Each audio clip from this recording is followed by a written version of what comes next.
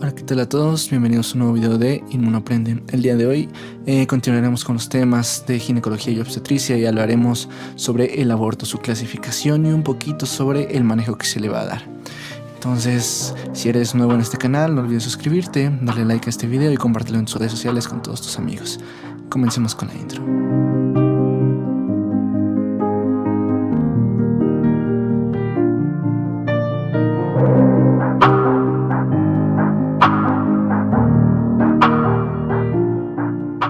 Y bueno, el índice de contenidos para este video incluirá lo siguiente.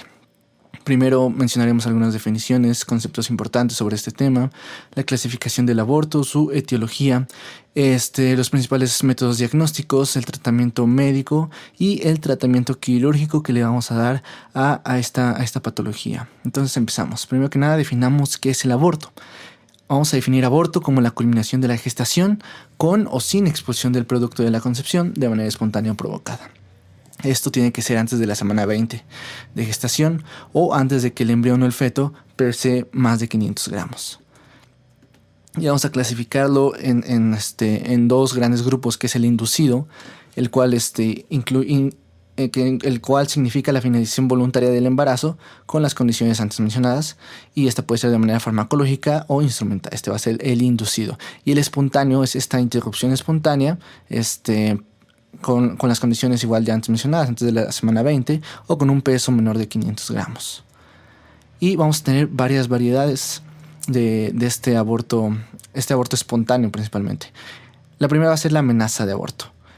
Entonces vamos a definirlas primero por algunas características y todas van a incluir una modificación cervical o una ruptura de membranas que puede estar presente o no. Entonces la amenaza de aborto va a incluir hemorragia genital o contractilidad uterina, pero no va a tener modificaciones cervicales y tampoco va a tener ruptura de membranas. Recuérdenlo muy bien para poder diferenciarlos de los siguientes tipos de aborto. El aborto incompleto va a hacer la expulsión parcial del producto de la concepción con restos en la cavidad. Sí va a tener modificaciones cervicales y sí también va a tener ruptura de membranas. El aborto completo es la expulsión total del producto de concepción sin modificaciones cervicales y con ruptura de membranas. El diferido, aquí vamos a tener retenido el embrión o el feto, el cual ya va a estar muerto durante varias semanas. No va a tener modificaciones cervicales y no va a tener ruptura de membranas. El aborto en evolución, va a tener una hemorragia genital, actividad uterina y borramiento y dilatación. Entonces sí va a haber modificaciones cervicales, pero no va a haber ruptura de membranas. El inevitable, por su parte, presentará hemorragia genital incursible, o sea, difícil de manejar, más ruptura de membranas. Entonces aquí sí va a haber modificación cervical, sí va a haber ruptura de membranas. Los otros que nos quedan son el inminente, que puede confundirse un poquito con algunos anteriores, el cual va a tener hemorragia genital y va a tener algo llamado signo del reloj de arena, que va a ser la protrusión de las membranas. Entonces sí va a tener modificación cervical, no va a tener ruptura de membranas, van a estar protruidas. El séptico incluye cualquiera de las variedades antes mencionadas y aquí le agregamos infección intrauterina. Además es importante tener presente un concepto, que es el aborto recurrente o habitual. ¿Qué significa? Que ya habrá 2 o más pérdidas del embarazo clínico, pero no necesariamente van a tener que ser consecutivas. Y aquí tenemos representado algunos de los tipos de aborto antes mencionados. La amenaza de aborto, la cual va a presentar el sangrado, probablemente actividad, y no va a haber ruptura de membranas ni modificaciones cervicales, como les dije anteriormente. El inevitable, igual va a haber un sangrado incoercible, va a haber modificaciones y probablemente haya ruptura de membranas. El incompleto, aquí ya va a haber presencia de restos, va a haber modificaciones cervicales y ruptura de membrana. El completo, ya va a salir todo el producto, no va a haber modificaciones cervicales, va a haber ruptura de membrana. Y el diferido, el cual va a ser el huevo muerto retenido, en el cual no tenemos modificaciones cervicales, tampoco ni ruptura de membranas.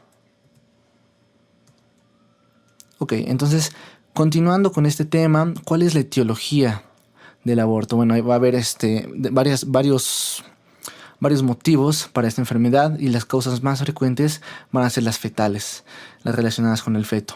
Entonces, Estas van a incluir las alteraciones cromosómicas, especialmente las trisomías, en un 50%, de las cuales las más habituales serán del 13, 16, 18, 21 y 22. Y la monosomía X, que va a estar asociada a una edad materna más joven. Y los factores maternos. ¿Cuáles van a ser estos? Bueno, la edad materna va a aumentar el riesgo de acuerdo a esta. De un 9 a un 17% aumentará entre los 20 y 30 años, hasta un 20% a los 35, hasta un 40 a los 40 años y hasta un 80 en pacientes con más de 45 años. El número de embarazos en el primero siempre va a haber un 15% de riesgo. Con una pérdida previa no incrementa el riesgo, con 2 aumenta el 25% y con 4 hasta el 54%. Las infecciones, TORCH, toxoplasmosis, sífilis, rubiola, citomegalovirus y herpes simples también van a aumentar este riesgo. Algunos factores anatómicos como anomalías uterinas, pólipos mayores a 2 centímetros, miomatosis, todo esto debido a que dificultan la implantación por ocupación del espacio uterino. Factores inmunológicos como la presencia de anticuerpos antifosfolípidos y anticardiolipinas van a asociarse con abortos recurrentes. Algunos hábitos como el consumo de alcohol, aunque sea moderado en etapas tempranas del embarazo, tabaco, cocaína y cafeína mayor a 200 miligramos al día. Algunas enfermedades crónicas como la enfermedad tiroidea, diabetes mellitus mal controlada, lupus eritematoso sistémico, y factores nutricionales como obesidad y sobrepeso. Un IMC mayor a 25 va a aumentar este riesgo, pero no se ha comprobado que la desnutrición lo haga. De acuerdo, y para el diagnóstico tenemos lo siguiente. Primero que nada, clínicamente, ¿cómo veremos al aborto? Existe una tríada clásica que incluirá dolor abdominal suprapúbico, sangrado transvaginal y en algunos tipos de aborto, modificaciones cervicales, que ya los mencionamos. Por medio de las pruebas de laboratorio y estudios de gabinete, que es lo que buscaremos. Primero, pues lo comprobaremos por medio de un ultrasonido transabdominal y la hormona gonadotrópica humana. Vamos a corroborar con esto el embarazo intrauterino, sospechando primero de que con un valor entre 1500 y 3000 se le llamará zona de discriminación. Arriba de estos valores o entre estos valores ya podremos ver un embarazo intrauterino, eso es lo que vamos a buscar. Sin embargo, si los valores de hormona gonadotrópica humana son mayores a 3500 y no hay saco gestacional intrauterino, sospecharíamos de un embarazo ectópico. Y hay criterios ultrasonográficos para el diagnóstico del aborto o para sospechar el aborto. De los diagnósticos incluyen la longitud craneocaudal mayor a 7 milímetros sin frecuencia cardíaca fetal, un saco gestacional mayor a 25 milímetros sin embrión, ausencia de embrión con frecuencia cardíaca fetal en ultrasonidos de más de 2 semanas, con saco gestacional pero sin saco de Yolk, o ausencia del embrión con frecuencia cardíaca fetal en ultrasonidos mayor a 11 días, con saco gestacional y también con saco de York, Y algunos de sospecha, longitud craneocaudal menor de 7 milímetros, sin frecuencia cardíaca fetal, un saco gestacional de 16 a 24 milímetros sin embrión, entre otros.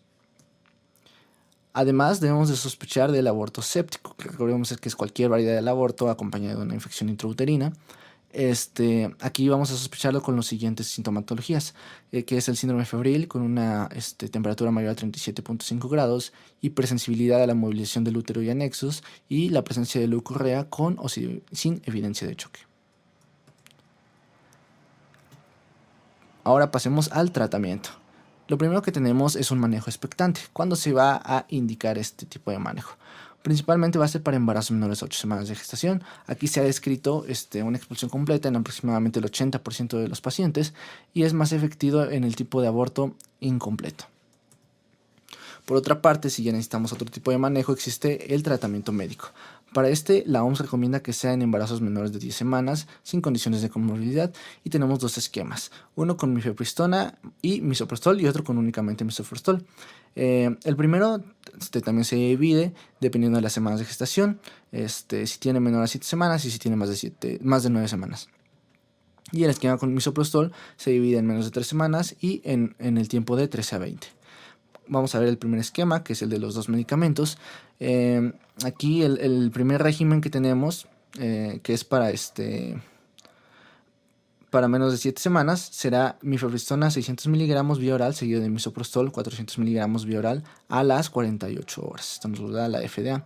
¿Qué ventajas tenemos? ¿Qué ventajas o desventajas que debe regresar para la administración del misoprostol? Esa es la única. La mifepristona El segundo régimen que tenemos, o sea, mayor de 9 semanas, es la mifepristona 200 miligramos vía oral, seguido de misoprostol 800 microgramos, que puede ser vía vaginal o vía bucal o sublingual, 24 a 48 días después. ¿Okay? Aquí la ventaja es que es más efectivo, menos tiempo para la expulsión, menores efectos adversos, menor costo y es el más conveniente. Y por otra parte tenemos el esquema con misoprostol únicamente. Aquí lo dividimos en menos de 13 semanas y entre 13 a 20 y también dependiendo del tipo de aborto, si es diferido o si es incompleto o inevitable. Ok, primero para el diferido, con menos de 13 semanas tenemos que es 800 microgramos vía vaginal cada 3 horas, 2 dosis, o 600 microgramos vía sublingual cada 3 horas, 2 dosis. Para de 13 a 20 semanas de gestación, en el aborto diferido, 200 microgramos vía vaginal, sublingual o vía bucal cada 4 a 6 horas. Para el incompleto con menos de 13, tenemos los esquemas de 600 microgramos vía oral dosis única, 400 vía sublingual dosis única o 400-800 vía vaginal dosis única. Y para el inevitable de 13 a 20 tenemos un único esquema de 200 microgramos vía vaginal, sublingual o bucal cada 6 horas. También podemos usarlos como preparación para un aborto quirúrgico. Con menos de 3 semanas se hace la preparación cervical con 400 microgramos vía sublingual 1 hora antes del procedimiento o vía vaginal 3 horas antes del procedimiento. Y entre las 13 a 20 semanas se hace la preparación cervical con 400 microgramos vía vaginal de 3 a 4 horas antes del procedimiento, y con más de 19 semanas es necesario combinar estos fármacos con otra modalidad terapéutica. Ahora también tenemos que darle un manejo después de este tratamiento médico. En pacientes con menos de 9 semanas de gestación no van a requerir hospitalización, pero las que tengan más de 10 semanas es imprescindible que se queden hasta que el feto y la placenta hayan sido expulsados por completo. Además de que se les da una cita de control a las 24 horas después de la primera dosis de misoprostol para todas las pacientes con este tratamiento. Se recomienda también que se realice un ultrasonido transvaginal de 7 a 14 días luego del tratamiento, esto con la finalidad de observar una ausencia del saco gestacional intrauterino.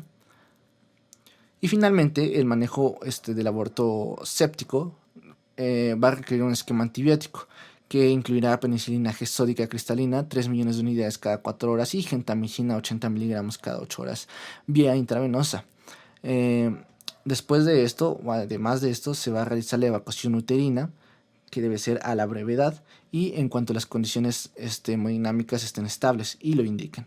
Además de que debe de haber transcurrido forzosamente un periodo de 6 a 8 horas después de la impregnación de estos antibióticos. Entonces, además, el manejo quirúrgico incluirá lo siguiente. Se va a recomendar para las situaciones en las que exista una evidencia de tejido retenido infectado, inestabilidad hemodinámica, sospecha de enfermedad trofoblástica gestacional y sangrado excesivo y persistente. Y tenemos dos, que es el AMEU, el aspirado manual endouterino, y el LUI, que es el legrado instrumentado. Para el AMEU tenemos las siguientes indicaciones. Va a ser tratamiento del aborto en cualquiera de sus variedades siempre y cuando tenga una altura de fondo uterino menor a 11 centímetros y una dilatación cervical menor o igual a 1 centímetro. También para el aborto séptico hasta 6 a 8 horas después de iniciado el tratamiento antibiótico. Y el LUI, el legrado uterino instrumentado o instrumental, va a ser igual para cualquier tipo de aborto siempre y cuando tenga menos de 12 centímetros de fondo uterino y una dilatación mayor o igual a 1 centímetro. También para el aborto séptico, igual 6 a 8 horas después de iniciar el tratamiento antibiótico. Para estos también se debe utilizar una solución con oxitocina durante y posterior a la evacuación uterina por AMEU y por LUI, y se ha propuesto profilaxis antibiótica con 1 hora antes, administrando doxiciclina 200 miligramos en dosis única. Y estos serían los procedimientos. Les voy a dejar algunos links para que los puedan ver más a detalle. El legrado uterino instrumental y la aspiración manual endouterina, que es la que la GPC ha estado recomendando más que el legrado uterino instrumental por algunas de sus ventajas. Ok, eso fue básicamente el tema de aborto a grandes rasgos, para que pudieran comprender un poquito más su manejo, su etiología, su diagnóstico, un poquito de su clasificación. Entonces, espero que hayan entendido muy bien. Si les gustó el video, denle like, suscríbanse al canal y activen la campanita para recibir notificaciones, compartiendo con sus amigos si es que les gustó. Nos vemos para la próxima.